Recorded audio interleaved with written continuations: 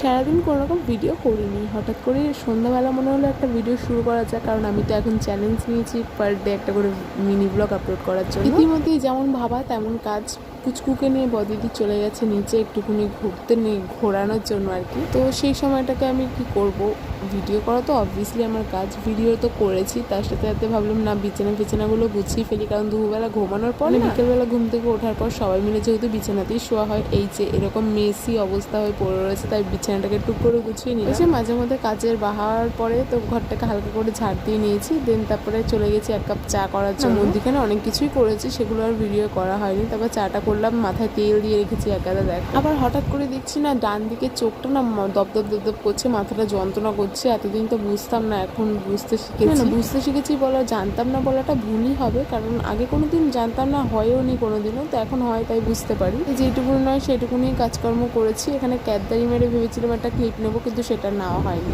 যে ভিডিও করি ছাতার মাথা মাঝে মধ্যে না সিরিয়াসলি বুঝতে পারি না, কিছু মাখি না, তা সত্ত্বেও মুখে পিম্পল উঠে যাচ্ছে। এই আমার দিনকাল চলছে, এখন কি আর করা যাবে।